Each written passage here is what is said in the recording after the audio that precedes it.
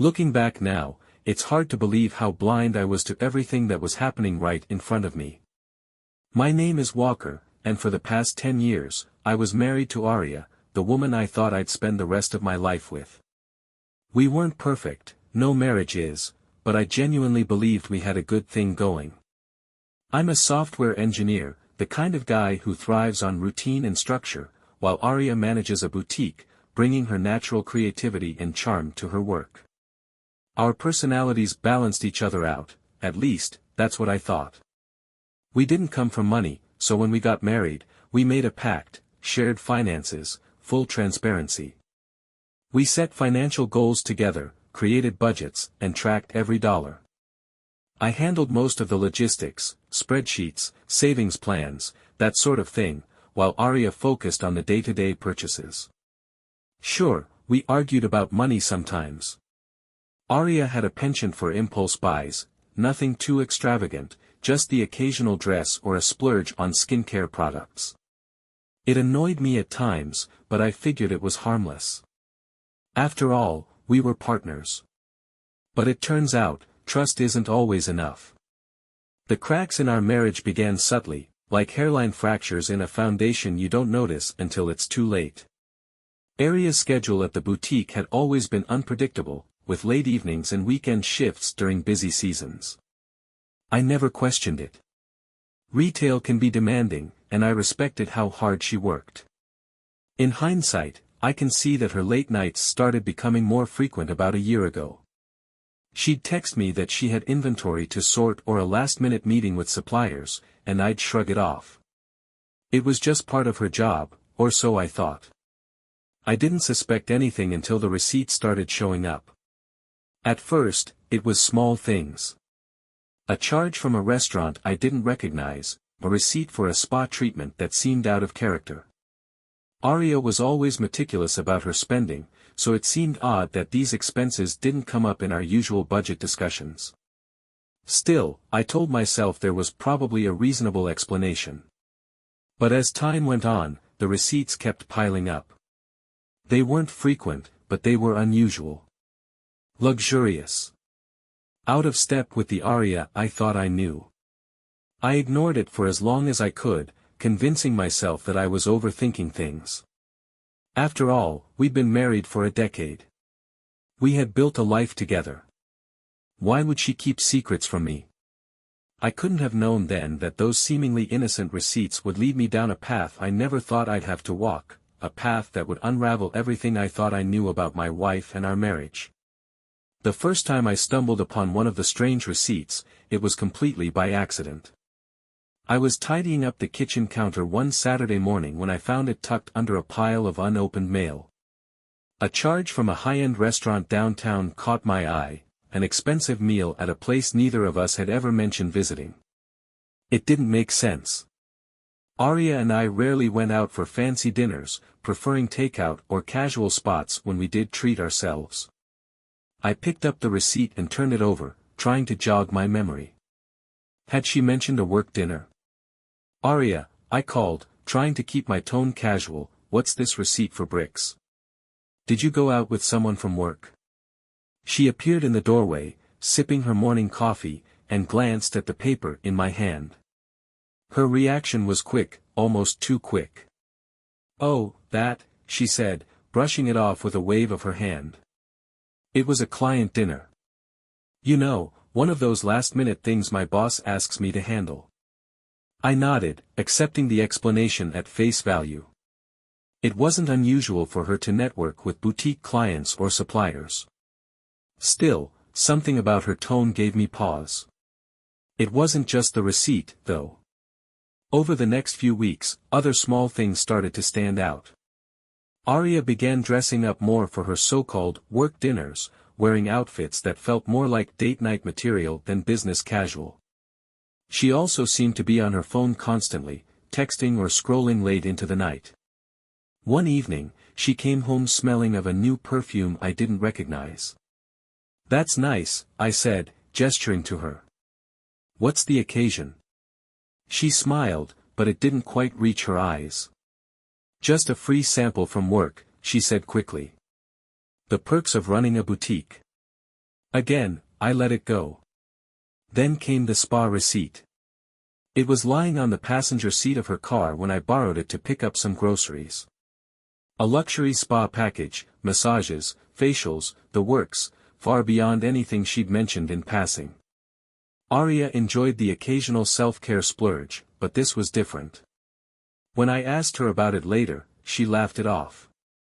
"Oh, that," she said, flipping through a magazine. "It was a group thing with the girls from work. They twisted my arm into going." Her tone was light, but something about the explanation didn't sit right with me. I decided to start keeping track. It wasn't snooping, I told myself, it was being responsible. After all, we shared finances. I started looking more closely at our bank statements and tracking her spending habits. That's when I began to notice patterns. The charges were inconsistent with her usual habits: restaurants, spa days, even a charge from a jewelry store. These weren't the kinds of expenses we discussed, and they didn't align with the budget we had agreed on. Still, I didn't want to jump to conclusions. Maybe there was a logical explanation. Maybe I was just being paranoid. But the doubt had taken root, and it wasn't going away. One night, as I lay in bed, staring at the ceiling while Aria scrolled through her phone beside me, I couldn't shake the feeling that something was off. The receipts were adding up to more than just dollar amounts. They were adding up to questions that I wasn't sure I wanted the answers to. Little did I know, those questions would soon unravel the life I thought we'd built together. Once I started paying closer attention, the pattern became impossible to ignore. The receipts kept appearing, tucked into her purse, crumpled in the car, or buried in the trash. Each one was a breadcrumb, leading me deeper into the unsettling realization that Aria's spending habits had shifted in ways I couldn't explain. There was the charge for a boutique hotel downtown.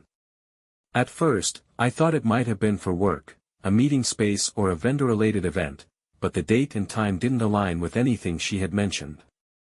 When I casually asked her about it, she didn't miss a beat. "Oh, that?" she said, busying herself with folding laundry. It was for a client I was helping organize a staycation package. They couldn't get it booked themselves, so I used my card to hold the reservation. Work reimbursed me for it. It sounded plausible, but something about her tone felt rehearsed, as though she had anticipated the question. Then came the jewelry store. A receipt for a stunning necklace, a piece far too extravagant for her usual taste. When I saw it, I assumed she had bought it as a gift for a friend or family member. "Who's the necklace for?" I asked, trying to sound nonchalant. She glanced at me, her expression carefully neutral. "It's for a client," she said smoothly. She wanted something special for her anniversary, and I picked it up for her while I was running errands. Again, work reimbursed me. I wanted to believe her, but the explanations were beginning to feel thin. Around this time, her late nights at work became more frequent. She always had a reason: inventory, vendor meetings, networking events. Each excuse sounded legitimate enough, but the frequency was unusual. And when she came home, she seemed different. Distracted. Almost guarded. I decided it was time to dig deeper. I started by checking our shared bank account. Most of the charges were accounted for, but some of the larger ones had been made using her personal card, a card she rarely used, or so I thought. When I asked her about it, she brushed it off, saying it was just easier for certain purchases. "Why are you suddenly so interested in my spending?" she asked, her tone half joking but with an edge of irritation. "No reason," I said quickly, backing off. But there was a reason. The receipts, the late nights, the carefully crafted explanations, they all pointed to something she didn't want me to know. I began keeping a record, noting the dates and times of the charges, cross-referencing them with her work schedule. The discrepancies were small but noticeable. A spa day on a weekend she claimed to be working.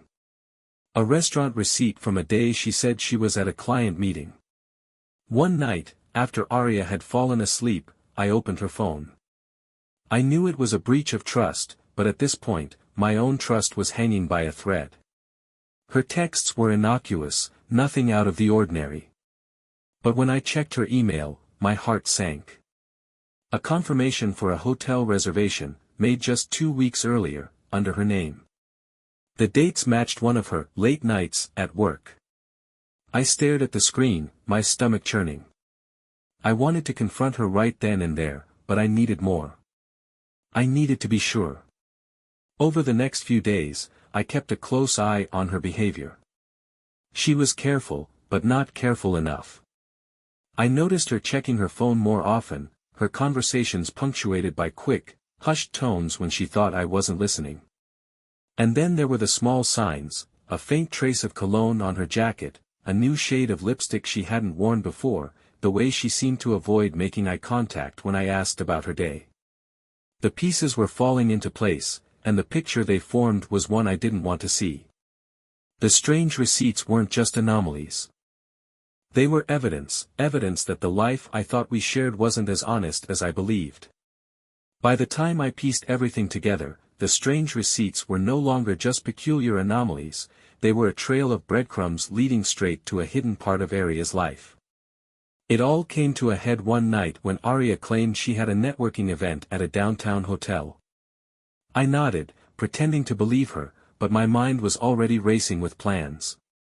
As she got ready, I noticed her attention to detail, the elegant dress, the polished heels, the subtle but striking makeup. It was a look she reserved for special occasions, not routine work events. When she kissed me goodbye and walked out the door, I waited exactly 10 minutes before grabbing my car keys. I had a good idea of where she might be, thanks to the receipts I'd been collecting and the hotel confirmation I'd seen in her email. My hands gripped the steering wheel tightly as I drove downtown, the knot in my stomach growing tighter with each passing mile. When I arrived at the hotel, I parked across the street and watched the entrance. Minutes passed, and then I saw her. She was standing in the lobby, chatting with a man I didn't recognize. He was tall, well-dressed, and exuded a casual confidence that made my blood boil. They didn't look like coworkers. I grabbed my phone and snapped a photo of them through the windshield, my hands shaking. I watched as they laughed, the man placing a hand on her back as they headed toward the elevator. I couldn't move. My body felt frozen, my mind racing with anger, disbelief, and heartbreak. I knew what I'd just witnessed, but part of me still wanted to be wrong. I sat there for what felt like hours, waiting for her to reappear. Eventually, she did, stepping out of the hotel alone, her expression calm and unbothered. She got into her car and drove home, completely unaware that I had been watching.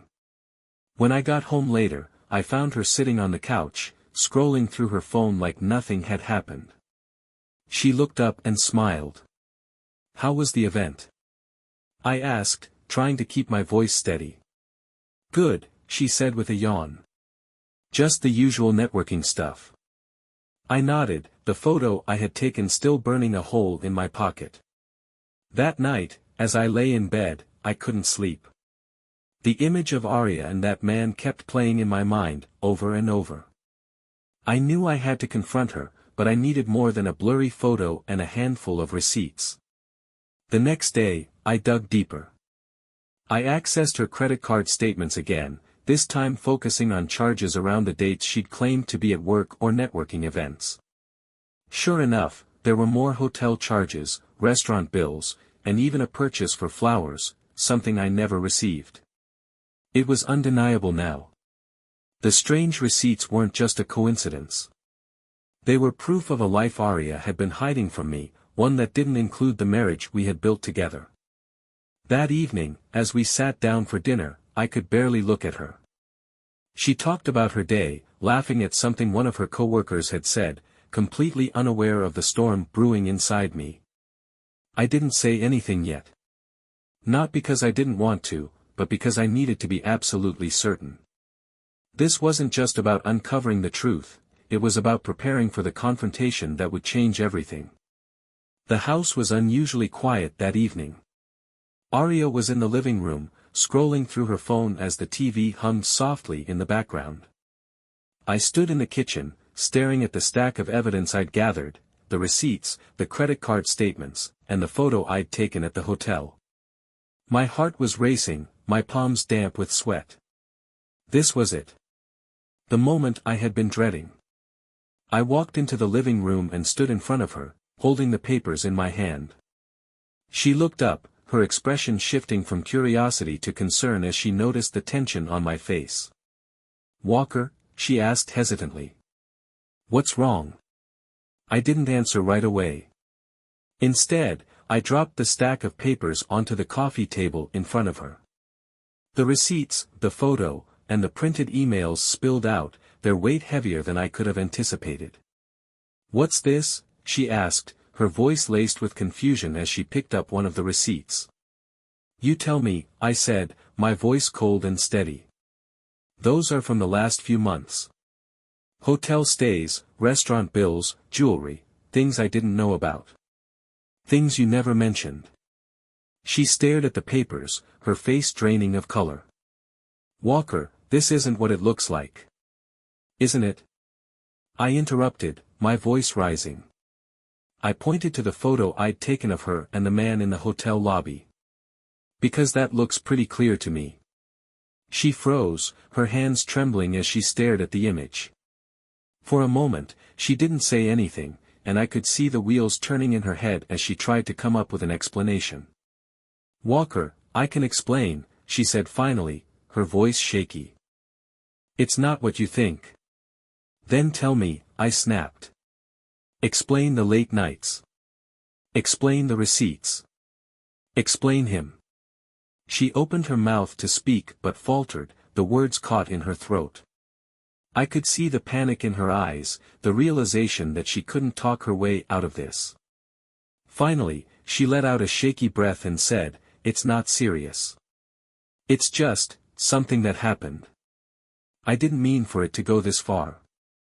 I stared at her, the weight of her words sinking in. "Not serious?" I repeated, my voice trembling. "You've been lying to me for months, maybe longer. How long has this been going on, Aria?" She hesitated, looking down at her hands. "A few months," she admitted quietly. "But it didn't mean anything, Walker. I swear." I felt like the air had been knocked out of me. "It didn't mean anything," I said, my voice rising. "Do you even hear yourself? You've been sneaking around, spending our money, and lying to my face, and you want me to believe it didn't mean anything?" "I was lonely," she said, tears streaming down her face now.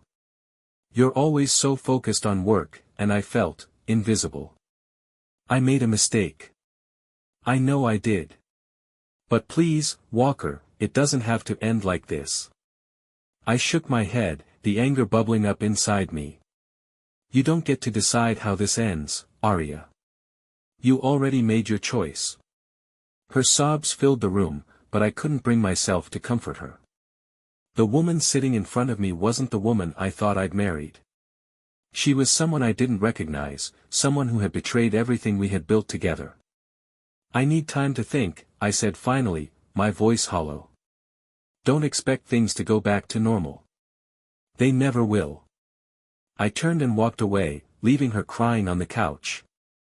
As I closed the door to the guest room where I planned to sleep, I felt a strange mix of emotions, anger, sadness, and a deep, crushing sense of loss. This wasn't just about the betrayal. It was about the realization that the life I thought we had was a lie. "You said." The day after the confrontation, I woke up feeling hollow. The weight of Aria's betrayal hung over me like a dark cloud, making it hard to focus on anything else. The quiet of the house, once comforting, now felt oppressive. Aria stayed in the master bedroom while I avoided her entirely, holing up in the guest room or spending hours outside just to clear my head. I didn't trust myself to have a conversation with her without losing my temper. She tried, though. Small, tentative attempts to bridge the silence. "Walker," she called from the kitchen one morning, her voice fragile. "Do you want coffee?" I didn't answer. Instead, I grabbed my keys and left the house, driving aimlessly until I found myself at a nearby park. I sat on a bench, staring at the families walking by, wondering how everything in my life had unraveled so quickly. When I finally returned home that evening, she was waiting for me in the living room. Her face was pale, her eyes rimmed with red. "We need to talk," she said softly. "I don't know what else there is to say," I replied, brushing past her. "Please," she said, her voice breaking. "Just listen to me." Reluctantly, I sat down, keeping as much distance between us as possible. "I know I've hurt you," she began, her hands trembling in her lap. "And I can't take back what I've done. But I need you to know that it wasn't about him. It wasn't about anything, really. I was just lost." "Lost?" I said, my voice cold. "So you decided to throw away our marriage because you were lost? That's your excuse?" Tears welled in her eyes, but I felt no sympathy. "I'm not making excuses," she said. "I'm trying to explain. Things haven't felt right between us for a while. I didn't know how to talk to you about it, and I made a terrible mistake. I'll regret it for the rest of my life." Her words washed over me like static, meaningless and hollow. "You didn't just make a mistake, Aria. You made a choice. Over and over again. Every time you lied to me, every time you went behind my back, you chose this." She didn't respond, her sobs filling the silence between us. As much as I wanted to lash out, to yell and scream, I felt drained. The anger was still there, simmering beneath the surface, but it was overshadowed by a profound sadness. That night, I slept in the guest room again. In the days that followed, I began to take stock of everything. I combed through our finances, identifying the charges that had gone unnoticed for so long. Each transaction felt like another knife in the back, a physical representation of her betrayal. I reached out to a friend, Mark, who had gone through a divorce a few years earlier. He listened patiently as I recounted everything, his face a mix of sympathy and anger on my behalf. "You need to protect yourself," he said firmly. "Emotionally and financially. She's going to say whatever she thinks you want to hear, but don't lose sight of what she did." He was right. As much as I wanted to believe that Aria's tears and apologies were genuine, I couldn't ignore the reality of her actions. The strange receipts had been the start of it, but now, they were evidence of something much bigger, a betrayal that had unraveled the foundation of our marriage. I wasn't sure what the future held, but one thing was clear, things would never be the same again. In the days following our conversation, Aria made an effort to repair the damage, though it was clear neither of us truly believed things could ever go back to the way they were. She tried cooking my favorite meals, leaving small notes apologizing, asking for a chance to talk, but I ignored most of it. One evening, after days of avoidance, she cornered me in the kitchen. "Walker, please," she said, her voice cracking. "Can we just sit down and figure this out? I know I hurt you, but I don't want to lose what we have." "What we have?" I asked bitterly, turning to face her. "Aria, whatever we had, you destroyed it the moment you decided I wasn't enough for you." She flinched at my words but didn't back down. "I know," she said quietly. "I know I broke your trust, and I'll do whatever it takes to fix it. Therapy, counseling, whatever you want. Just, don't give up on us." Her desperation felt genuine, and for a brief moment, I considered it. After all, we had built a life together. 10 years of marriage didn't just disappear overnight. Maybe, with enough effort, we could rebuild. Reluctantly, I agreed to try. We started with counseling, sitting across from each other in a small, dimly lit room as a therapist guided us through the mess we'd created. Aria was open, apologetic, and tearful, recounting how she had felt neglected, how she had sought validation in all the wrong places. "I know I made terrible choices," she said during one session. "But I never stopped loving you, Walker.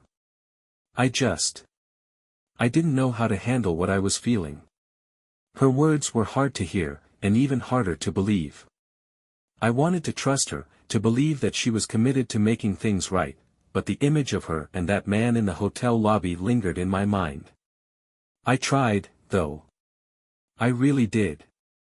We went through the motions, spending more time together, talking about our feelings, even planning a weekend getaway to reconnect. For a while, it felt like we might have a chance. But the doubts never went away. One evening, I noticed a receipt in her purse while she was in the shower. It was for a restaurant we hadn't visited together, dated just 2 days earlier. My heart sank as I stared at the slip of paper, the familiar sense of betrayal washing over me. When I confronted her, she claimed it was for a work lunch, but the explanation felt hollow. "Why didn't you mention it?" I asked, my voice trembling. "I didn't think it was important," she said, avoiding my gaze. Her words reignited all the doubts I had tried so hard to suppress. That night, I checked her phone again, something I'd promised myself I wouldn't do. There it was, a text exchange with the same man from the hotel. "Dinner was amazing. I miss you already." Her, "I miss you too. Soon, okay?" The fragile hope I'd been clinging to shattered instantly. She hadn't stopped. Even after everything, after all the tears and apologies, she had continued lying to me. The next morning, I confronted her with the messages. She didn't try to deny it this time. Instead, she sat there in silence, tears streaming down her face as I packed a bag and told her I was leaving. "This was your second chance, Aria," I said, my voice steady despite the anger bubbling beneath the surface. "And you threw it away." She begged me to stay, but her words felt meaningless. I walked out the door, knowing there was no coming back from this. Whatever hope I had for our marriage was gone. Leaving the house that day felt surreal, like stepping out of a nightmare I couldn't wake up from. I drove aimlessly for hours, trying to process what had happened. The betrayal wasn't just about Aria's affair anymore, it was about the lies, the manipulation, the hollow promises she'd made to fix what she had already broken. When I finally returned home late that night, the house was dark and quiet. Aria was asleep in the bedroom, or at least pretending to be. I didn't care. I grabbed a blanket and settled on the couch, too angry to face her, too exhausted to think about anything else. The next morning, Aria tried to talk to me again. "Walker, please," she said, her voice trembling as she stood in the doorway. "I know I've lost your trust, but I want to make this right. I love you." Her words didn't move me. Love? Was this her idea of love? Sneaking around, lying to my face, and making me question everything we had built together? I stared at her for a long moment before finally saying, "Love doesn't look like this, Aria." She broke down again, but I couldn't bring myself to care.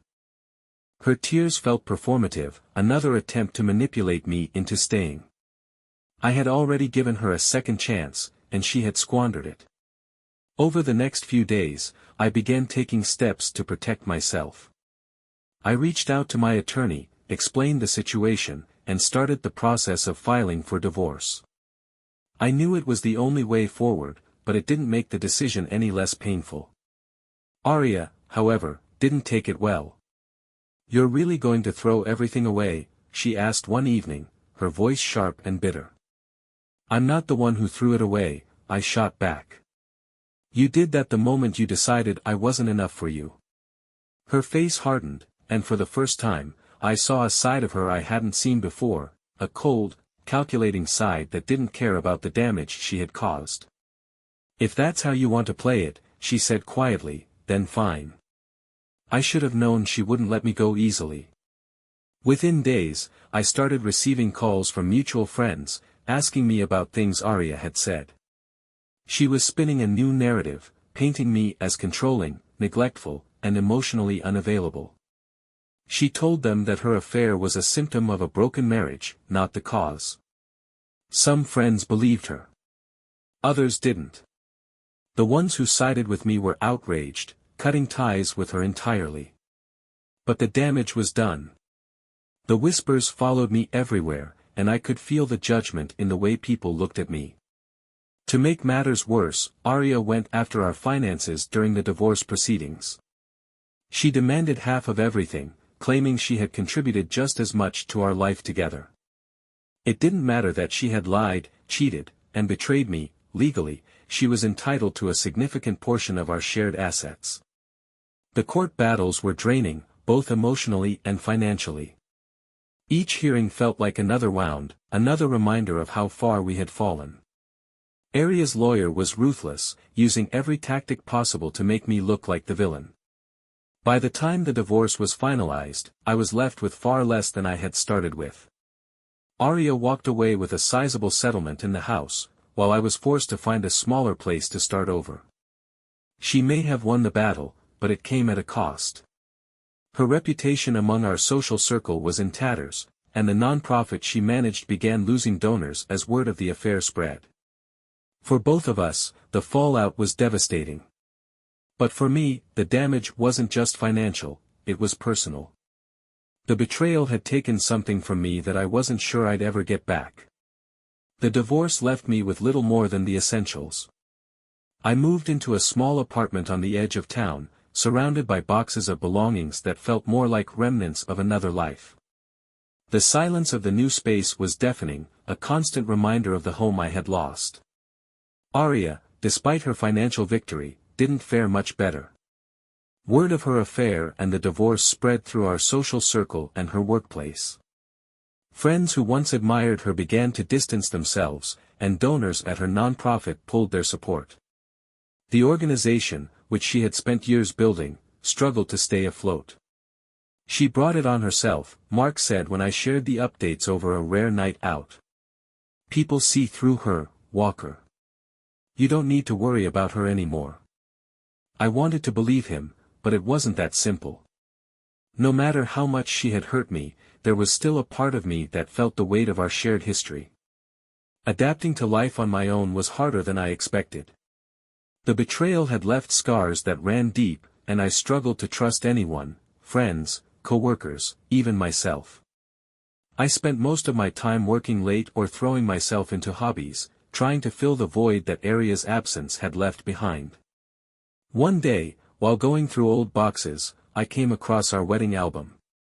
I sat on the floor, flipping through the pages, and felt a pang of sadness at the smiles frozen in time. How had we gone from that to this? I closed the album and shoved it back into the box. There was no point dwelling on what couldn't be undone. Meanwhile, Aria's life seemed to unravel further. A mutual acquaintance, Kara, filled me in during a chance meeting at a coffee shop. She's not doing well, Kara said, her voice laced with a mix of pity and judgment. People aren't exactly lining up to support her after what she did. Even her colleagues are starting to avoid her. I nodded, unsure how to feel about the news. There was a time when I might have felt vindicated, but now, all I felt was exhaustion. Adrian, the man Aria had risked everything for, was nowhere to be seen. Whatever connection they had shared had clearly fizzled out. She was left to face the consequences alone, and from what I heard, it wasn't going well. As the weeks turned into months, I began to focus more on rebuilding my own life. I started going to the gym regularly, reconnecting with old friends, and even dabbling in photography, a hobby I had always been interested in but never had time for. But no matter how much progress I made, the betrayal lingered. It was like a ghost, haunting the corners of my mind and making me question everything. The friends who had stood by me tried to encourage me, but even their support couldn't fully erase the pain. "You're better off without her," they would say, and while I knew they were right, it didn't make the nights any less lonely. For Aria, the isolation seemed to deepen. I heard through the grapevine that she had moved to a smaller apartment after losing her job at the nonprofit. Her professional connections had dried up, and her attempts to rebuild her social circle were met with resistance. It was ironic, in a way. She had fought so hard to hold on to the house, the money, the life we had built together, but in the end, she was left with nothing meaningful. And yet, even as I watched her downfall from a distance, I couldn't shake the sense that neither of us had truly won. As much as I tried to focus on moving forward, news of Aria's struggles continued to find its way to me. I didn't seek it out, but mutual friends and acquaintances seemed eager to share updates, perhaps hoping it would bring me some sense of closure. "She's really hit rock bottom," Kara told me during another chance encounter. "The non-profit folded last month. She couldn't keep the donors after everything that happened." I nodded, unsure of what to say. Part of me felt vindicated. After all, she had brought this on herself. But another part couldn't help but feel hollow. Her downfall didn't erase the pain she had caused me, nor did it undo the damage to my life. A few weeks later, I received a text from Mark. "You won't believe this. Aria reached out to me. She's asking for help finding a job." I stared at the message, my emotions conflicted. Mark had been one of my closest friends throughout the ordeal, always ready to offer support. The fact that Aria was now turning to him for assistance felt like a desperate attempt to cling to anything familiar. "What did you say?" I replied. "Didn't respond," he texted back. "Figured it wasn't my place to get involved." It was a reminder of how far she had fallen. The confident, ambitious woman I had once loved was now scrambling to piece her life back together. Her personal life was no better. Word had spread quickly about the affair, and while I had done my best to keep things private, the details inevitably leaked. Friends who had once admired her now avoided her entirely, and even her closest confidants seemed to have distanced themselves. "She's burned every bridge," Kara said during another conversation. "It's sad, really. She's trying to reach out to people, but no one wants to be associated with her." Even Adrian, the man she had risked everything for, had disappeared from her life. I didn't know the specifics of their falling out, but it was clear that whatever they had shared was over. One evening, as I scrolled through social media, I stumbled upon a photo of Aria posted by a mutual acquaintance. She was at a small gathering, smiling for the camera, but there was something forced about her expression. The spark she had once radiated was gone, replaced by a hollow look that mirrored the emptiness I had felt in the weeks after our separation. I set my phone down, a wave of conflicting emotions washing over me. Her downfall didn't bring me joy. If anything, it deepened my sense of loss. We had built a life together, shared dreams and plans for the future. Watching her unravel wasn't satisfying, it was just sad. And yet, I couldn't ignore the bitter truth: she had done this to herself. As for me, I continued to rebuild, piece by piece. The financial strain from the divorce was still there, but I had started to stabilize. Work was steady, and I found solace in hobbies and time with friends. But the scars of her betrayal lingered. Trust felt like an impossible concept, and every time I thought about opening myself up to someone new, I hesitated. Aria's life had fallen apart in the aftermath of her choices, but in many ways, so had mine. We were both casualties of her betrayal, trapped in the ruins of what once was. And while I had started to find a way forward, I couldn't shake the feeling that the damage she had caused would stay with me forever. After months of living in the aftermath of betrayal, I began to see glimmers of what my life could look like beyond the wreckage. It wasn't easy, and the journey felt agonizingly slow, but I forced myself to take small steps each day. I threw myself into work, taking on new projects and even mentoring younger employees.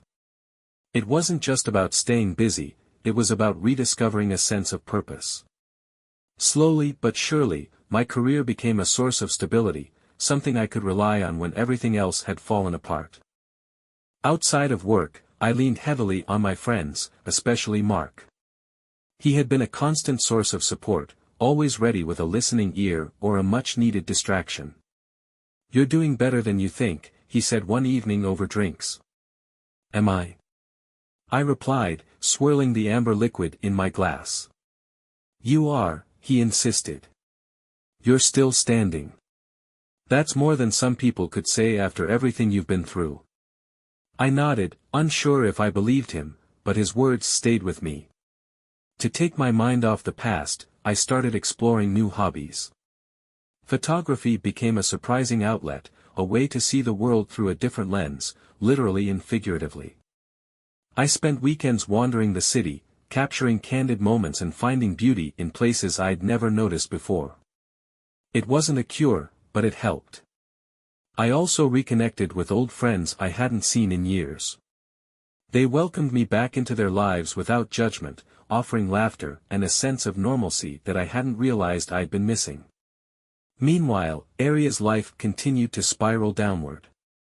I heard through mutual acquaintances that she had been let go from another job, her reputation still tainted by the scandal of our divorce.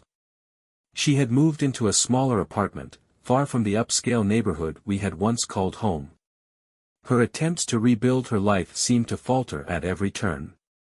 Friends had distanced themselves, and her professional connections had dried up.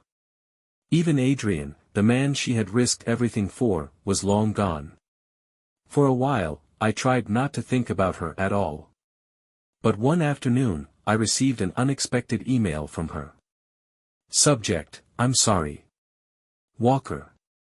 I know I have no right to ask for your forgiveness, but I need to say this. I've thought about everything I did, how I hurt you, how I ruined what we had, and I can't stop feeling the weight of it. I was selfish, and I see that now. I destroyed us, and I destroyed myself in the process. You deserved better. I hope you're finding happiness, even if I couldn't be part of it. Aria. Reading her words stirred something in me, but it wasn't forgiveness. It was closure. For the first time, I realized I didn't need her apology to move forward. I had already started to rebuild my life without her. I didn't reply. There was nothing left to say. By the end of that year, I felt more grounded than I had in a long time. The betrayal still lingered in the background, like a scar that would never fully fade, but it no longer defined me. Aria's choices had left her isolated and struggling, while I had found a way to move forward. It wasn't the life I had envisioned, but it was mine, and for the first time in a long time, I felt like I could breathe again. The future was uncertain, but at least I had one. I understood how deeply the betrayal had shaped me and what it meant for my future. I found myself reflecting more often, not just on Aria's choices but on my own. How had I missed the signs? Why had I ignored my gut when those first strange receipts appeared? The questions were endless, and though I'd made peace with some of them, others continued to haunt me. Trust was the hardest thing to grapple with. Even as I rebuilt my life, formed new connections, and sought to open myself up to others, there was always a barrier, a hesitation. Aria's life had taken a steep downturn. The last I heard, she was still struggling to find stable work and had burned through most of the settlement she'd fought so hard to win. Friends who once stood by her had drifted away, tired of the drama and unwilling to support someone who had caused so much pain. For a while, I wondered if she'd ever truly understand the depth of what she'd done. Her email apology had seemed sincere, but sincerity wasn't enough to undo the damage. I no longer cared to check up on her. Knowing she was suffering didn't bring me any joy, only a sense of grim finality. She had made her choices, and now she was living with the consequences. For me, life moved forward in a way that was neither triumphant nor tragic. It was steady, a slow march toward something resembling peace. I focused on the things that brought me joy: photography, friendships, and new experiences. I even started traveling, something I'd always wanted to do but had put off during my marriage. The world was bigger than the bubble of pain I'd been living in, and I was determined to see as much of it as I could. But there was no escaping the past entirely. Some nights, when the world was quiet, I'd find myself staring at old photos or remembering moments from my marriage. The good times, the laughter, the dreams we once shared, they all felt like they belonged to another life, another version of me. And in a way, they did. If there's one thing I've learned from all of this, it's that betrayal doesn't just hurt, it changes you. It alters the way you see the world, the way you see people, and even the way you see yourself. I'm not the man I was before Aria's affair, and I don't think I ever will be. But maybe that's okay. What matters now is that I've survived. I've learned to live with the scars, to accept that some wounds never fully heal but don't have to define who you are. As for Aria, I don't wish her ill. I don't wish her well, either. She's simply a part of my past now, a chapter in my story that's been written and closed. The life we built together is gone, but I'm still here. And for the first time in a long time, that feels like enough. Because sometimes, survival is the best ending you can hope for.